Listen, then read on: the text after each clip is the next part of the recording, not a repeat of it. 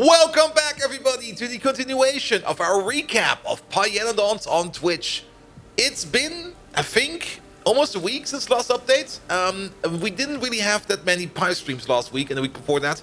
And also, work has been eating me up quite a bit. But I do have enough material over here to give you guys a couple of updates of what we have been doing over here on Twitch on Pyanodons. And let's start over here. This is the most important thing ever, because it's eating all our salt. It's eating so much salt. But what we have over here is also loud, but is mostly the niobium plate making machine. We finally started to do the niobium upgrades, and we should have probably done this earlier, because this also unlocks things like niobium pipe, and niobium pipe is very, very good. If we compare that to basic pipe over here, niobium pipe goes a little bit longer, a little bit way longer. Niobium pipe is going to be probably the most used pipe we're going to be doing in this game for a while, until at some point in time we get into the ranges of, what's it called, advanced pipe? No, multi-purpose pipe over here. Multi-purpose pipe is still a little bit better, but multi-purpose pipe is also... what is it made out of? Niobium! Actually, that's not too expensive. That is actually quite cheap. Good, good, good, good, good. Nevertheless, we've got a magnificent niobium making machine over here, and this thing over here is built to a perfect ratio, which is absolutely amazing. I do love myself seeing a perfect ratio. Technically, this machine over here eats half a yellow belt. For a full yellow belt, we would have to double this down, but trust me, you will not need that much niobium at the beginning. Half a yellow belt of niobium being eaten over here is more than enough, especially if you keep in mind that niobium ore over here has a mining time of 300%, and you need refined syngas, and you need drill heads, and you need special miners. Yeah, that's not really going any which way fast. Niobium ore is going pretty darn slow. So making this like a 7.5 build is perfect. Oh, look, we got some niobium ore coming in as well. Perfect, perfect, perfect. So if we have a look at the ratios real quick, we can see over here that one of these machines eats 10 niobium ore every 3.5 seconds and halves it down into 5 niobium powder. We got 3 of these machines, and that would mean we would be eating 30 every 3.5. That is about... Wait a minute, how do we end up with this one? Did I miscalculate? I might have miscalculated. Doesn't matter, doesn't matter. It's definitely working at ratio, and it's working perfectly. This one is 30 every 3.5, so every 1 second we eat about 10. A little bit less than 10, but definitely at least 7.5. Maybe the input over here is not as balanced as I think it is, but these over here definitely are. Because these over here, they eat 1 niobium powder per second, and they put out 2 niobium dust per second. We got 4 of these. I see where it's going. It's okay, maybe it's not perfect. Maybe I misremembered it. But we can definitely use direct insertion, and at latest at this point over here, we do reach the perfect ratio. And yeah, now I also remember where we get the 7.5 input from. Because look at this, we got 2 classifiers over here. 2 classifiers over here consume 15 niobium dust every 4 seconds, or 30 every 4 if we take the 2 of them. That would mean we eat 7.5 niobium dust per second. This one has a ratio of 1 niobium powder to 2 dust, and this over here has a ratio of 2 ore to 1 powder. So basically, these over here consume 7.5 items per second, and these over here consume 7.5, and these over there, well, also technically consume 7.5. There's a halving down, a doubling up, and then this over here is the same. Good, enough about that. Interesting part over here, though, is that once we get to the niobium concentrate, we have to douse it in some organic solvent and some hydrogen chloride. Now, hydrogen chloride is not too hard to make. We've been cooking up some hydrogen and some chlorine for a while already, because we needed it for... I don't think we need it for anything. We needed the sodium hydroxide for other things. But now we finally got the use for the hydrogen and the chloride, and it all goes over here into these machines where we turn that into hydrogen chloride. And this is still by far the weirdest recipe in Pyanodons. We need a lamp, we need the gases, and then we maybe get the lamp back, and we definitely get the hydrogen chloride out of there, and we just keep that spinning and spinning and spinning and spinning. Good. As for the organic solvent, we do have very close by, just down here, the new and refined tar making machine.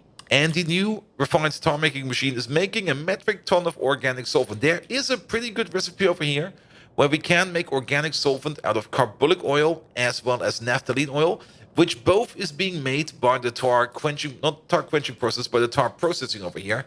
So we got tons and tons and tons of organic solvent. We got even so much that we also use it over here to make better rubber, which you probably already showed off a while ago. And yes, that's where our organic solvent is coming from. And you then put it all together, add some hot air, add a metric ton of salt. Like, we need 20 salt per 5 plates, or we need 4 salt per plate. And you can see over here, this salt over here, it's going fast. It's going very, very fast. We got into a train just for salt. And then out of this, of course, comes the niobium plate, which we have over here, which is also already being pulled in somewhere. Now, of course, we only got the one salt mine, and that is over here. And we kind of did do a bit of an upgrade over here. This salt mine over here is now running non-stop, and I did want to prevent this place from over here from polluting the environment over here, because it's very, very far away, and it's very, very deep within enemy territory. So we came up with a very, very nice system over here to keep the pollution at bay. If we take a look at the grid, then you will notice that all of these machines over here are in the same grid tile. With the exception of this one over here, he's sticking out a bit. I'm not quite sure what effect it will have on the pollution calculation, but for now I think we can safely assume that all of the pollution-making machines are in the same grid. So what we ended up doing over here is we surrounded that grid with 4 machines on the next tile over, 1 machine each, or 1 machine per grid tile, which do eat pollution, and that is these sap extractors over here. The sap extractors are basically working all the time because the recipe is fairly slow. Sorry about that. The recipe is fairly slow, and they don't really have a high yield output. As such, they can keep on working forever and ever and ever. Better than the weird idea we had with the tree farms. The tree farms is also nice, but the sap extractor basically works on its own, whereas the tree farm requires multiple other machines to keep the cycle going. It also requires water and stuff and everything, and it's kind of annoying. This is way more effective, and these are pretty good. They do consume 45 pollution per minute, as we have machines over here. Now, these salt mines over here, they do only produce 0.06 pollution per minute, but since we're in the desert over here, and since there is water next to us, that can add up quite fast. Good. So what do we do with all the sap? Now, there were 2 options. Option 1, we could just throw it into a burner and turn it into ash, but I don't really like that idea. So we went with another way. We have over here a compost plant where we take in the sap and we turn it into biomass. And then we take the biomass and put it over here into a gas refinery. And notice, there it is. This machine does make 50 pollution per minute. Pretty much the same amount of pollution as a burner would do. A burner over here, there we go, actually does more than a burner. The burner over here would do 30 pollution per minute. But over here, we turn the biomass into flue gas. And the flue gas, well, it goes up the chute and it just flies away. Good, good, good. And with this, we can keep the pollution over here contained. And with this, we fill up this train over here, which goes every now and then. And this train is, well, once the niobium is going, this train over here is going non-stop. Now, we did set out on a quest to try and find more salt. And, well, we had a bit more of an explore over here. And we did end up finding more salt. It's over here. Here we go. We found 79 million salt over here. There's one issue, though.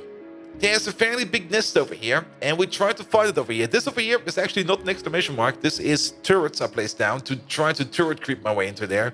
But the region over here is mostly and consistently only big worms and behemoth worms. And big worms and behemoth worms, or at least big worms, have an armor value of 10 and a damage reduction value of 10%, I think, as well on top of that. And our gun over here does 9.6 damage. We can't shoot worms. The worms just look at us, and we were just tickling them with bullets. It doesn't work. It just doesn't work. So we have a bit of an issue over here getting rid of the worms, which is for now is fine. There are ways to do that, and we did end up researching military science. So we could go down the path of the military science and maybe, hopefully, fix it up over there somewhere. I do know one way how we can get. Ooh, that's that's chemical science. Poison capsules work very good against worms, but future bolt problem. Future bolt problem. It'll be fine. It'll be fine. Either way, this over here is the niobium processing. Now, overall, over here, in our little smelting setup over here, we did notice that the main pollution agent over here is the hot air making machine. We finally did add hot air over here to the whole build, so every smelt over here now does have hot air, and we do hot air by reheating coke oven gas and having this little loop over here just going around and around and around and around and around, just non-stop making hot air. And the only thing we need to do over here to keep this going is to supply these machines over here with coke, of which we still need to fix this belt over here a bit, but it's fine. It still works. It's fine. We need to supply these with coke, and of course, every now and then we have to top this place up with some coke oven gas, which we do get from over there. But this over here is very efficient, and it does make a decent amount of hot air. We could make this as big as we want. The only thing that's keeping us from making it any bigger is the amount of heat exchangers that we need. But this over here is a very nice size for hot air. Hot air is backing up all the time, and everything over here seems to be working fine. But every hot air making machine over here does have a pollution value of 50 per minute, and I'm still kind of amazed by the fact that hot air is our main pollution making machine. Like, it's not oil processing, it's not chemicals, no, it's hot air.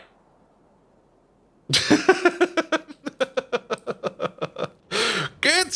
Either way, one thing we did move the titanium smelter over here. The titanium field down here, it ran out. We picked it all up, and we moved it all over here. So now we make titanium over here in a more localized place. I did put down the train station over here, and I flipped around the old train station, so titanium still goes around.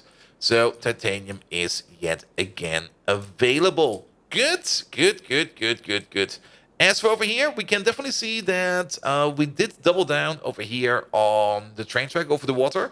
And you can already see it over here in the bottom left corner. We did do the most magnificent thing ever.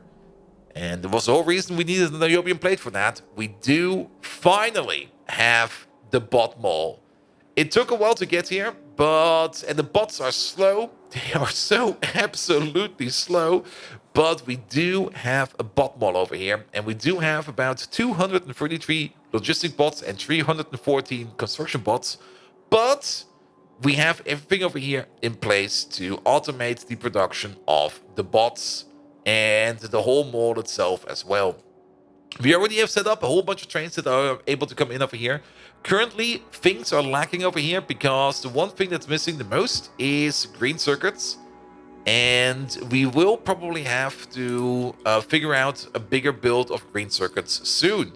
If we go over here to our circuit machine and the circuit station is over here. And, well, a shipment over here will be ready soon. But yeah, this basically already shows you how fast we are making circuits over here. Not fast. It's definitely not fast. The next batch is over here. And we definitely need to scale up our production of circuits over here. We do have, I think, every base material that we need for that available. So we could do that. Even over here, the cellulose, which is mainly being used, or main required over here, sodium hydroxide, even that we have available. So we can definitely set up a bigger build to make more circuits. One thing we do need to increase is the sap extractors. For that, we have researched, though we have not implemented it yet, the more advanced sap making machines. Did we also get the more advanced sap farm? No, we did not. So we can now make sap trees Mark II, and we also get the sap recipe Mark II, which doesn't really do anything for us.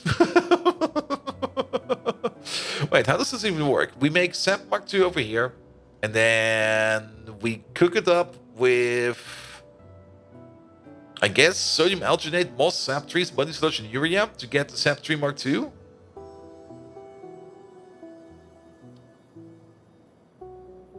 Or we'll figure it out later.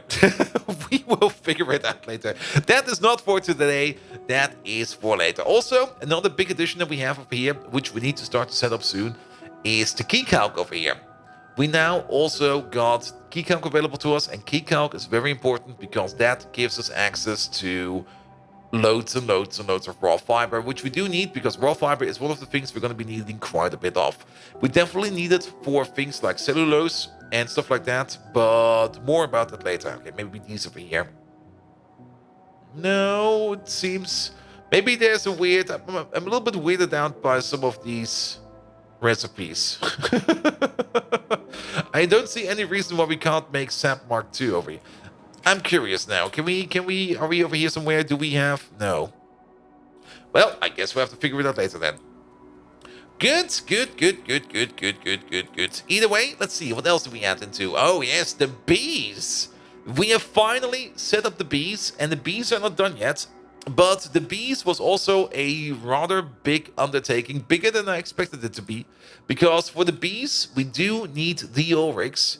And let's get over to the bees real quick. We got enough time to check out the bees real quick.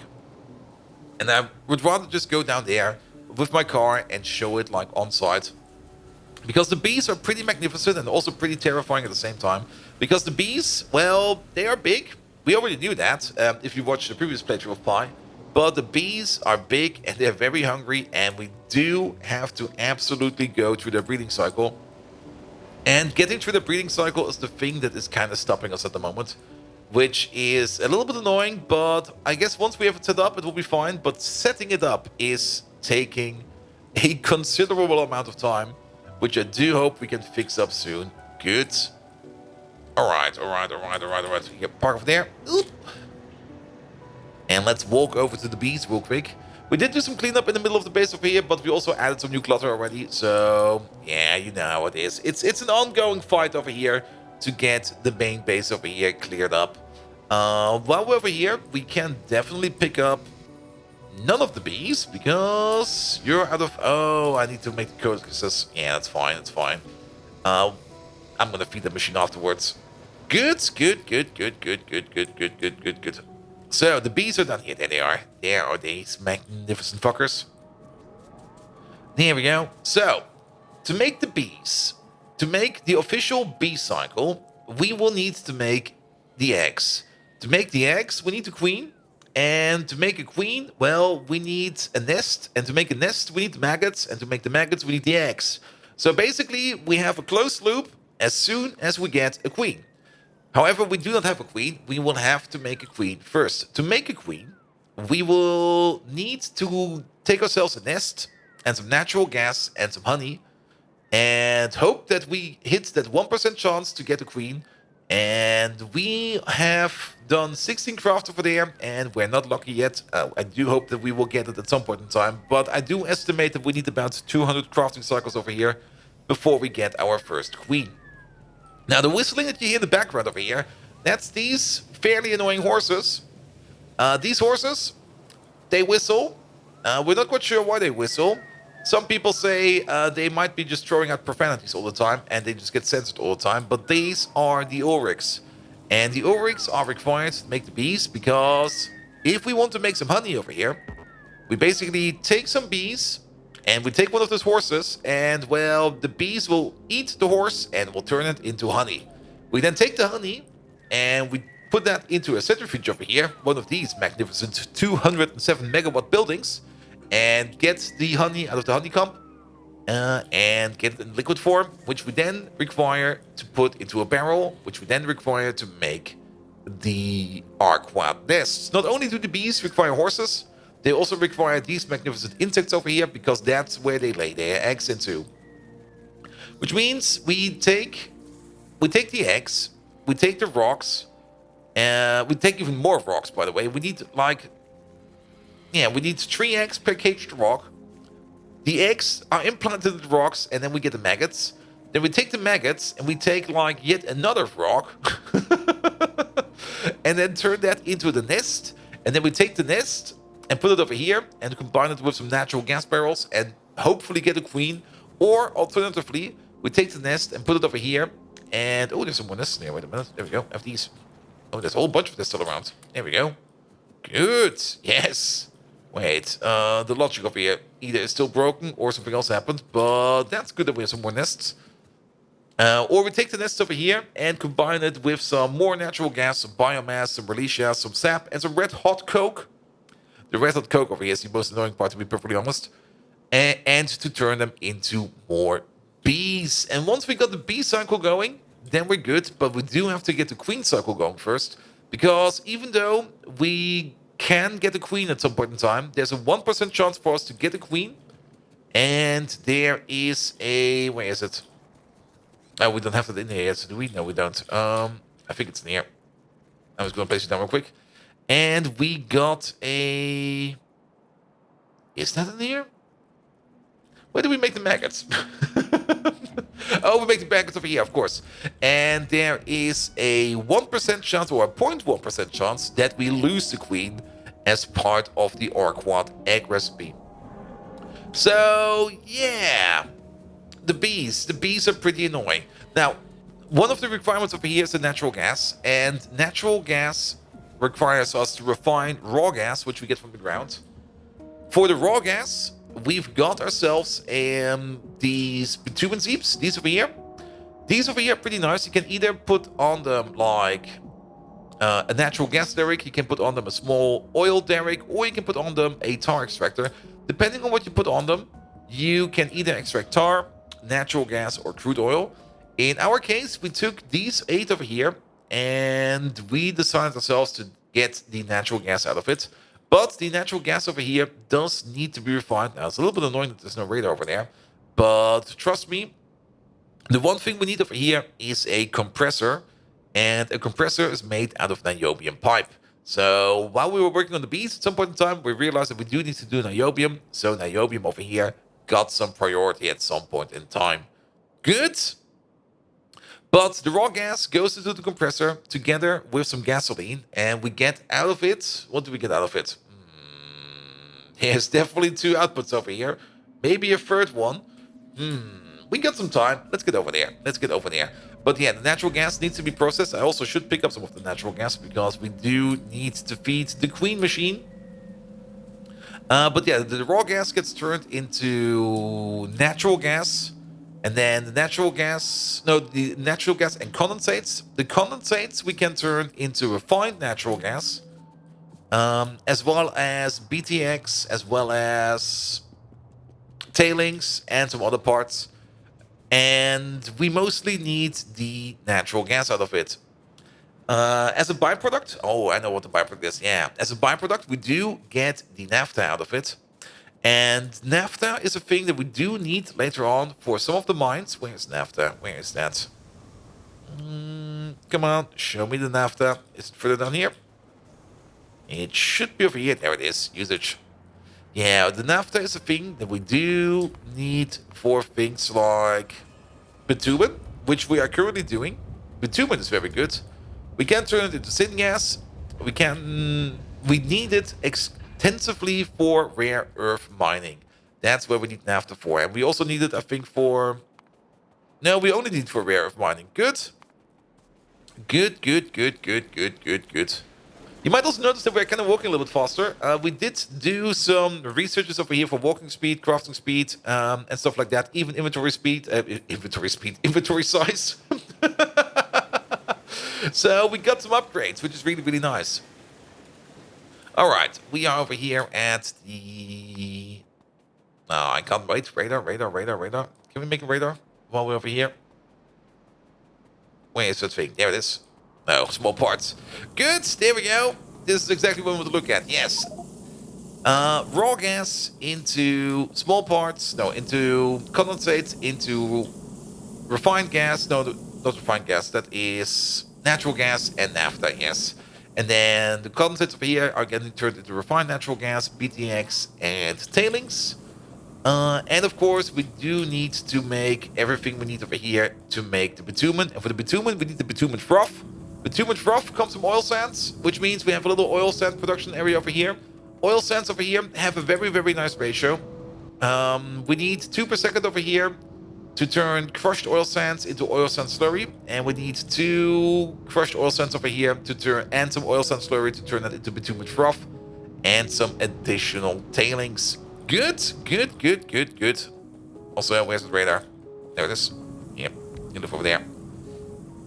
And yeah, and then we turn that all over here into bitumen. Now, why is bitumen so important? Well, bitumen has a decent amount of energy, 1 megajoule, which is pretty darn good. And not only that, where is it? Bitumen. There we go. Usage. We can use bitumen for dirty syngas, which is a part of the way for a good amount of purified syngas and an incredible amount of flue gas, as well as turning it into hot syngas, which we then can turn into normal syngas. So there's a pretty decent syngas route over here within bitumen, which is pretty good. We can crack it further down into more condensates, high distillates, medium distillates, low distillates, and residual mixture. So it's basically similar to oil. We can just turn it into heavy oil, which is also pretty good. We can turn it into nitrogen. This is one of the biggest nitrogen makers. It might seem a bit like a waste, because you do blow up 100 megajoules of energy into like 200 nitrogen. But of all the things that make nitrogen, this is at the beginning one of the ones that makes it the fastest. We can also, of course, do shale oil nickel plate, but then we get sulfur out of that, and we do have to put in nickel plate, which is kind of expensive, and also chemical science. There we go. And then this one over here is also pretty good, but this requires filtration media, and filtration media is also kind of hard to make. It's pretty expensive. The best and most efficient way to make nitrogen over here is, of course, the cold clean air method, but that is very far away. And then we just got bitumen over here, which we can already do, and it's not too hard to do. Good. But yeah, bitumen has a lot of possibilities, and I'm very happy to see that in action soon. Good. We're kind of running out of time over here, but I think we are also at the end. I think we covered everything we need. And yes, actually we did. Perfect. So for the next stream, well, we still stream Factorio on the Twitch channel at least 3 times per week, or I try to do it 3 times per week. But the next plan over here is going to be that we do make more circuits, expand on the mall over here, and start to automate as much as we can. Will there be a big ginormous Roboport network on this map? No, probably not. But this place over there will definitely be a Roboport network. You might also notice this over here. The reason for this is we make the bots over here. And this allows the bots to fly over there. That will probably be removed at some point in time, but yeah. We also switched out this place over here. It used to make construction bots. It now makes logistic bots, since it's almost identical. And I think we need more logistic bots for now than we need construction bots. Good, but that will be it for today. If you do like what you see, please do leave a like, a follow, a comment, a subscription. Every one of those actions does help me out in growing this channel into something bloody amazing. You can also find me on twitch.tv/BoldViking, where we do, of course, this. As well as Darkest Dungeon. And we're actually going to be picking up a game of Phantom Brigade soon. We're going to be doing a one-shot of that on Saturday. And also on Saturday, we're going to be doing some more GTFO, which I am very much looking forward to. And without further ado, I wish you all an amazing evening. And until next time, see you around!